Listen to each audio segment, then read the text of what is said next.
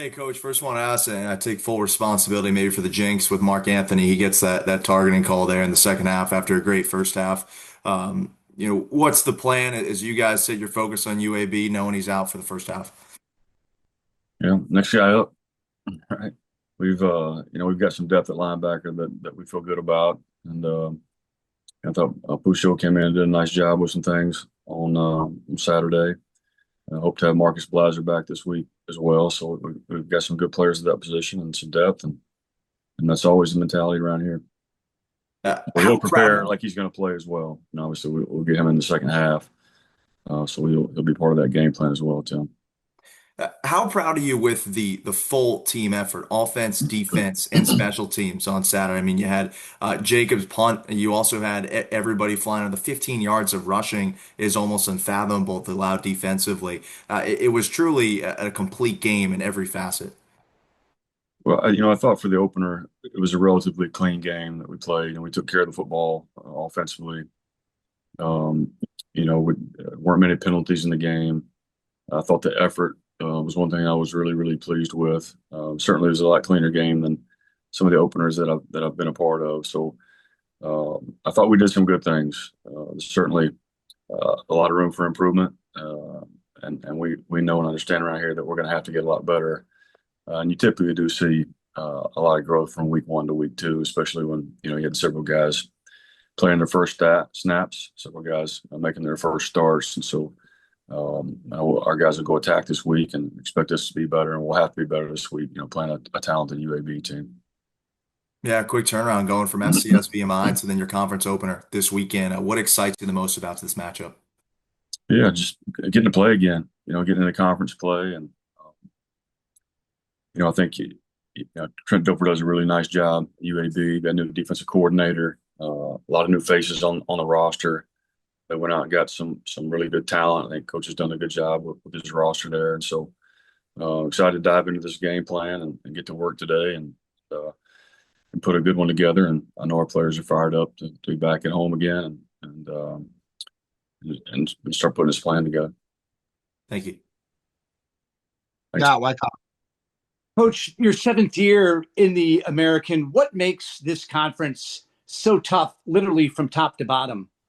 Yeah, well, it's changed a lot, since I've been here. But it's always been a great league, and I think it's become a really intriguing league.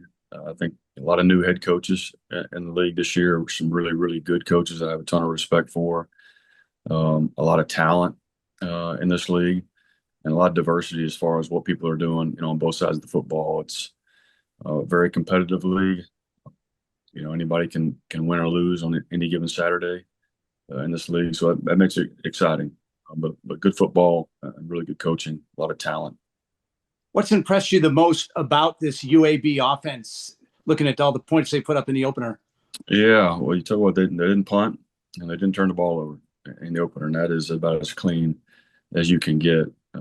Real impressed with the personnel, really, really big up front. I like the quarterback a lot. I think he's a good player.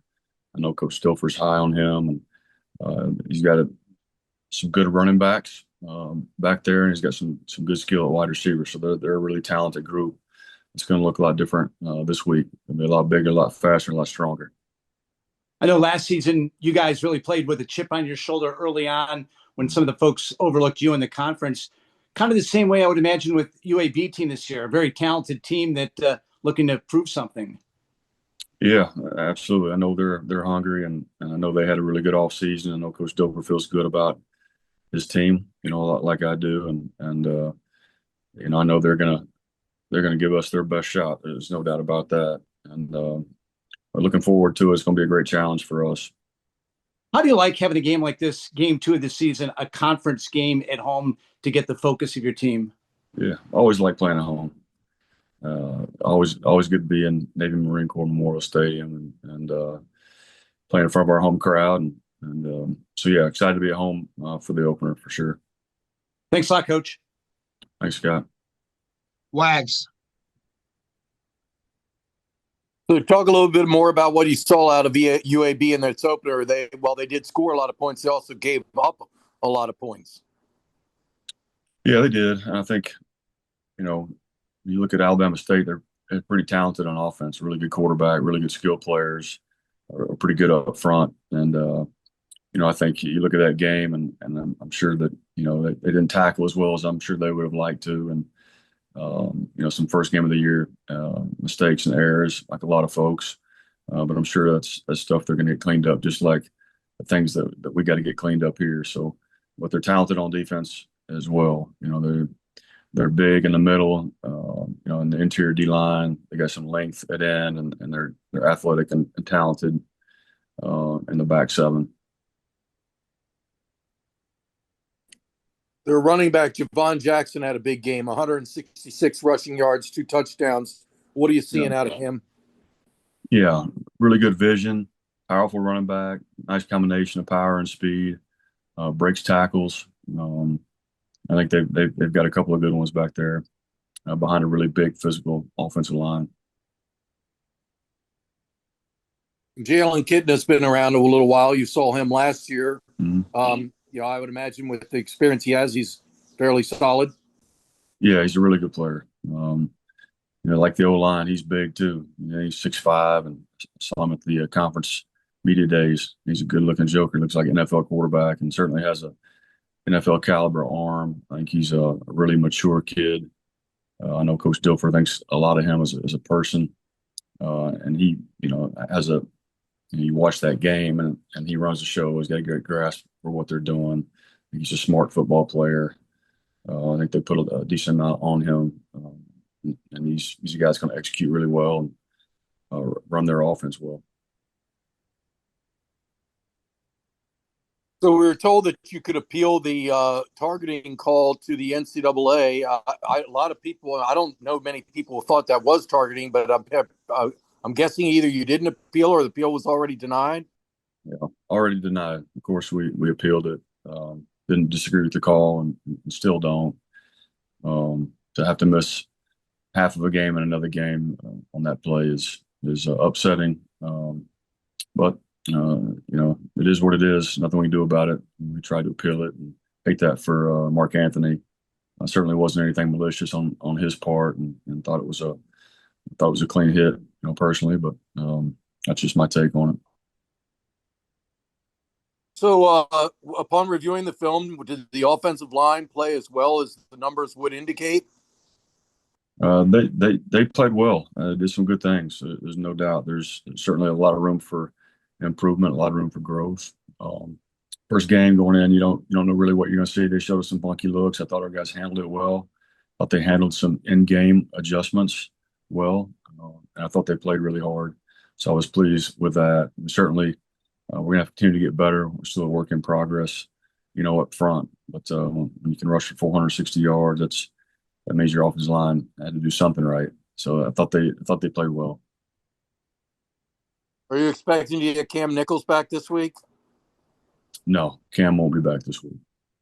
So more than likely you would roll with the same starting five, more than likely? More than likely, yeah. Okay. In terms of, you mentioned Blazard, he did not dress. Dylan Spilios did not dress, along with Cam Nichols. Spilios and Blazard, you think they're going to be back? Yeah, I think there's a good chance we'll get Blazard back this week, but it'd be a no on Spilios. So is Blazard next up? Because I believe he was third on the depth chart going into the UAB. He was second, in camp before he pulled his hamstring. So obviously he's going to have to work his way back into that spot. But he should be ready to go, and he pulled it pretty early on. It's a pretty good pull. But he's been making steady progress, and we'll get out there today and tomorrow and see where he's at. Okay, I'll pass it. Coach, what's the addition of Steve Russ as defensive coordinator to UAB mean, especially against Navy? He played for 4 years at Air Force, was a defensive coordinator or co-defensive coordinator at Air Force for 6 years. And although he didn't see Coach Cronig's offense, he has played against the option against both Army and Navy. Yeah.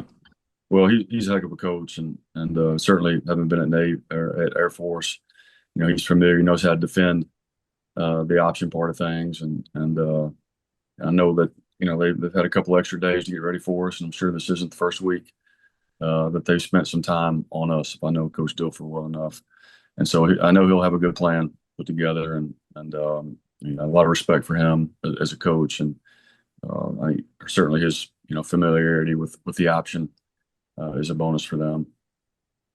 Thank you, Tim Nolan.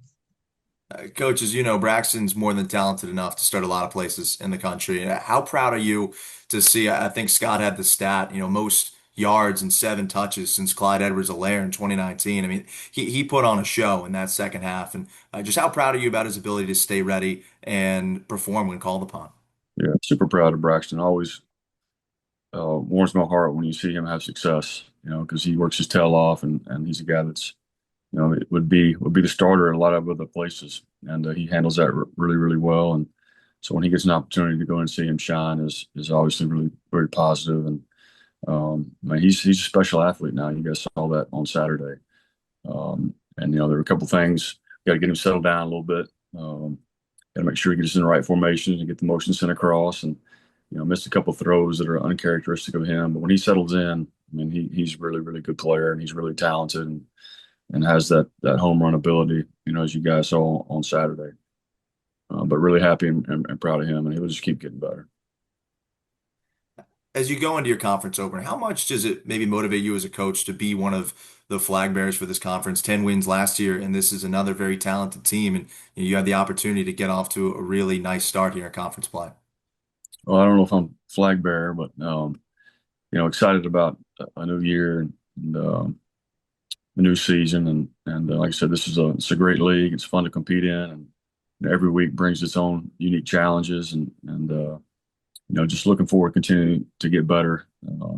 Try to maximize our players and be the best version of who we are, and make sure we're putting together a plan every week that our players can go out and execute, and that we're taking advantage of what our strengths are, and protecting our guys from where our weaknesses are. And I think our coaches do a phenomenal job of that. But it's Tim, it's 1-0 around here every week, and has to be that way. And all our focus is on UAB right now. Well, when you look back at the tape and you get ready for this game ahead, the 10 new starters, who really caught your attention, has you feeling extra jacked up for this conference opener? Well, I thought all those guys did some good things. Was proud of them. It's first game, a lot of things can happen. But I thought our guys handled it.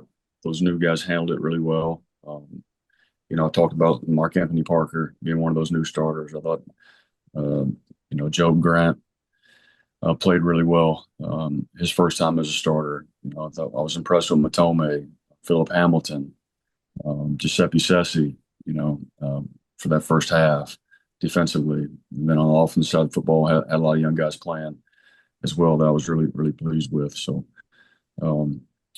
pleased with those guys, and excited to see their progress from week 1 to week 2. Thanks, Coach.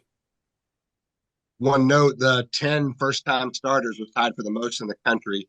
Navy and Fresno State were the only 2 schools to have 10 first-time starters in the opener. Scott Wyckoff.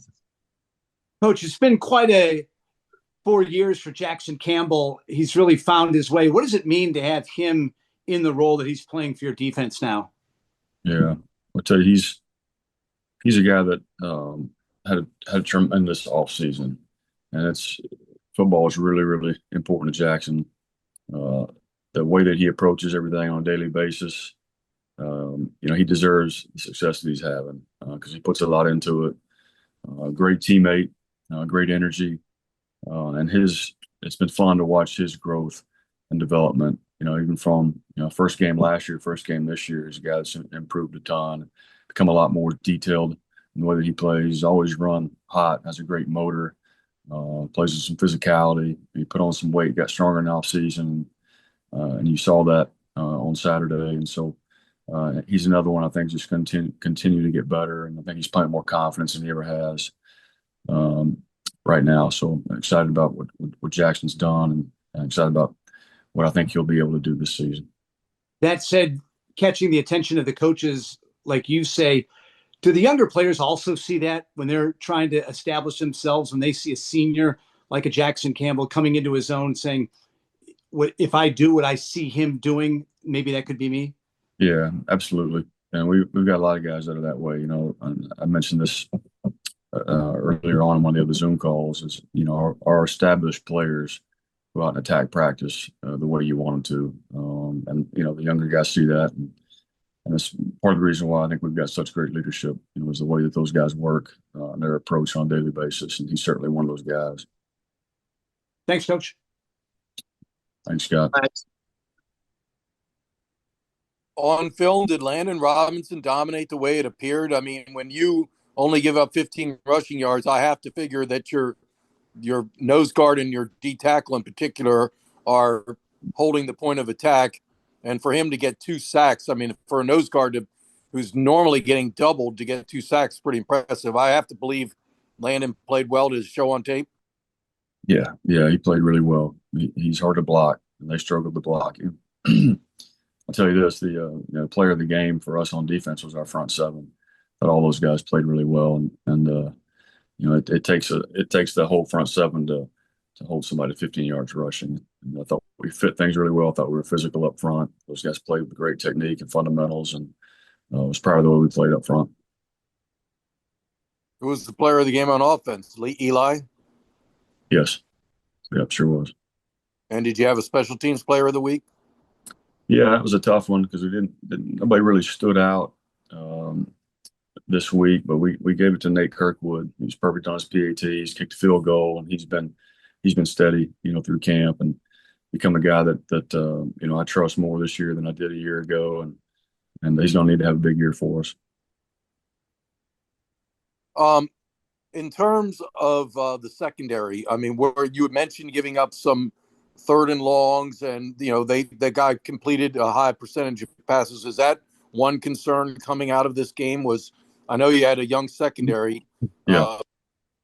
What's your take on that? Yeah, no, there's certainly some things that we got to get cleaned up, and the long touchdown pass is on us as coaches. There was some gray, in the coverage and the concept that we were playing over there, and so that one was on us. But certainly, a couple 3rd downs we didn't execute the coverage like we needed to, and good lessons for us to teach off of, and certainly some things we got to get corrected. I thought we did some good things in the back end.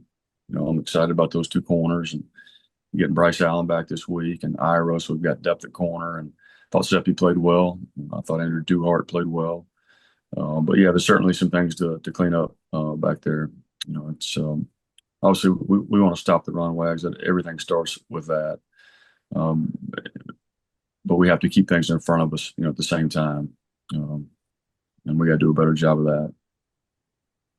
Who wore the green dot? Seppi. Yeah, we've gone back and forth, and between whether we want to put it in a linebacker's helmet or in one of the back end guys, and we learned last year, having Ray Lane wear it, it's really good. Helps with communication back there. And so Giuseppe has it. If something happened to Giuseppe, it would go to Duhart, and then it would go to Joe.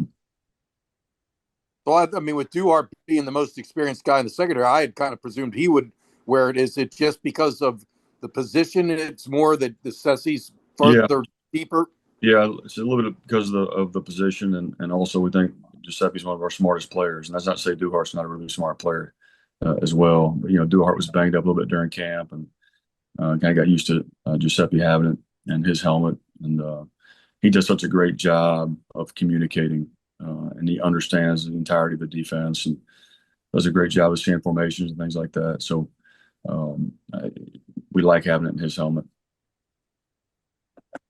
I did Victor Lastorti. I did not see him play. Is he still not quite ready? Yeah, should have him back this week, hopefully. Thought we might get him last week. Wasn't quite ready. Same thing, a little bit of hamstring. And so be interested to see kind of where he's at and how he feels today. And lastly, I mean, was there any other concerns you had coming out of the game? I mean, I know, you had said that it's nice to win and have things that you need to fix. And we mentioned about pass coverage could probably be improved a little bit. Is there anything else that you put into that category of needs to improve? Well, I think I mentioned effort was really, really good. I thought we were relatively clean on special teams. Some areas we were a little bit sloppy in. A lot of younger guys playing on teams for us. I didn't think the effort was to our standard. It wasn't bad, probably good for a lot of people, but not quite to our standard. I think that's because I had a lot of younger guys playing on those teams, and so you gotta make sure they understand what it means to play to our standard in all three phases. So some things get cleaned up on special teams as well, and we got guys that are battling for jobs in those units, and so there'll be some competition this week, and there'll be some changes as well. So did you hear from a lot of people after that photo of you from VMI appeared in the paper? Yeah, I actually did. A lot of people didn't know who it was, didn't recognize me. But yeah, a lot of some folks I worked with back then, for sure. All right, I think I'm good for now. Just one thing for the record, Landon ended up with 2.5 sacks. He got credited with a half sack with Mudame that should have been Landon's alone. So officially, Landon will end up with 2.5 sacks once we get it corrected. So who got the other half sack of his? He had a half sack with Jackson, which was correct. But we also had a half sack with him and Mudame, which was not correct. It should have. I heard him saying something in the press conference after we were done. He said to you, "I don't think Mudame was in on that." I told him I would look at it, and I did. And he is correct. Guys like to get the credit for their sacks, don't they? More NIL money. Anyone have anything else? All right. Thanks a lot, Coach. All right, guys. Good to see everybody. See you at practice. Thank you.